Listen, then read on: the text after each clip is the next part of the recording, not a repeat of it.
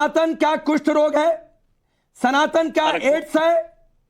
अरे क्योंकि उस पर मेरा सुन लीजिए, ये बात तो आप स्टॉलिन साहब के बेटे से जाके पूछें या जो कह रहे हैं उनसे जाके पूछें।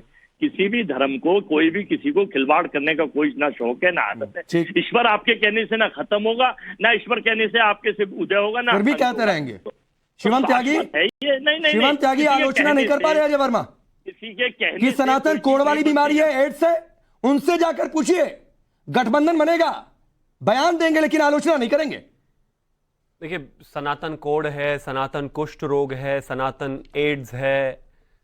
सनातन पर अगर कोई गाली दे तो वेणुगोपाल के आधार पर वो स्वतंत्रता है। सनातन बहुत बुरा धर्म है, हिंदू बाहर से आए थे, ये कल ही कहा गया अधीर रंजन चौधरी द्वारा।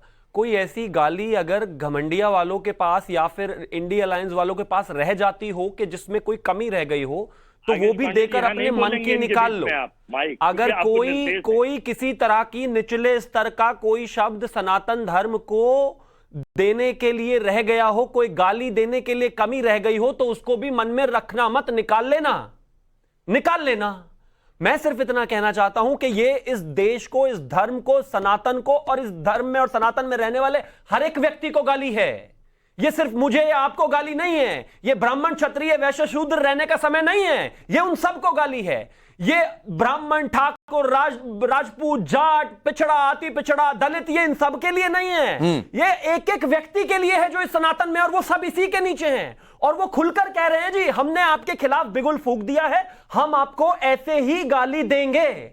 रिक्शा चलाता हुआ एक आदमी जो 5 रुपए की भगवान की तस्वीर खरीदकर वहां पर रिक्शा चलाने से पहले उनको नमस्कार करता है, ये गाली वहां है।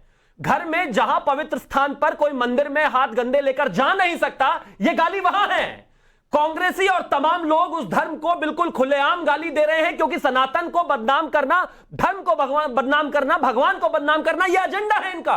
और सुनिए, एक नहीं है, ऐसा लग रहा है जैसे सिविलाइजेशनल वॉर छेड़ दी हो इन्होंने, और किसी के मुंह में इतने शब्द नहीं निकल पा रहे। ये जो 28 टोटल है, एक शब्द किसी से ये नहीं निकल पा रहा कि मैं इसको स्वीकार नहीं करता और अगर ऐसे ही जारी रहा तो मैं इस गठबंधन से बाहर निकल जाऊंगा। सब आकर धीरे से कह रहे नहीं नहीं, ये नहीं कहना चाहिए, किसी धर्म को नहीं कहना चाहिए। किसी दूसरे धर्म को अगर कहा जाता तो क्या आप इतनी शांति से बोलते? मैं ये मानता हूं कि ये सनातन को, भगवान को, हर जात को, मैं आऊंगा दोबारा, लेकिन ये तो आपके लिए चुनावी में आपको फायदा देगा, पोलराइजेशन। मुझे क्यों फायदा देगा? एक चीज बताइए, मैं क्या राहुल गांधी का एडवाइजर हूं? क्या मैंने दिया है? जो उनके एडवाइजर है, अगर टुकड़े टुकड़े गैंग के लोगों को अपना एडवाइजर बनाओगे तो यही हाल होने वाला है।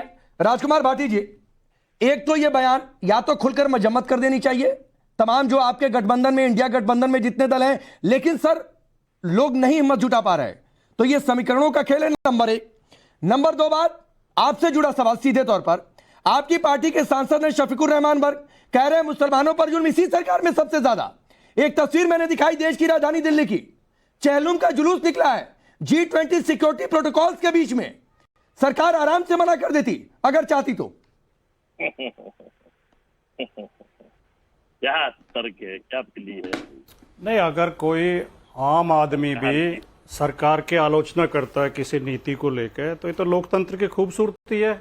और वो तो सांसद हैं, आपको सांसद के बोलने पे भी दिक्कत हो रही है अगर सांसद सरकार से कोई नाराजगी है उनकी, वो बोल रहे हैं।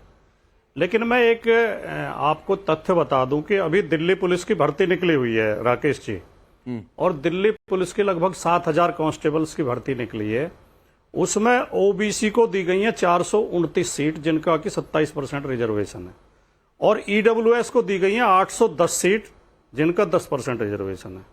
इसका जवाब आप या आपके पैनल में बैठे बीजेपी के प्रवक्ता या कोई और मुझे दे सकता है कि ये पिछड़े वर्गों के साथ, दलितों के साथ इस तरह का अन्याय क्यों हो रहा है इस देश में? अब मैं आपसे सवाल पूछता हूं कि क्या मैं आज रिजर्वेशन पर चर्चा कर रहा हूं और दिल्ली पुलिस की भर्ती पर चर्चा कर रहा हूं? राजकुमार भाटी जी, उसके बाद शिवम त्यागी ओपन है, उनको जवाब देना होगा, वो दे देंगे। लेकिन ये मेरा सब्जेक्ट नहीं था। वर्ग कह रहे हैं कि मुसलमानों पर जुल्म इसी सरकार में सबसे ज्यादा, तो ये प्रोपेगेंडा नहीं लगता है आपको? इसका जवाब तो मैंने पहले दिया। देखिए, समाजवादी पार्टी हर जाति हर धर्म का सम्मान करती है, और जाति और धर्म के नाम पर राजनीति ना की जाए समाजवादी पार्टी चाहती है।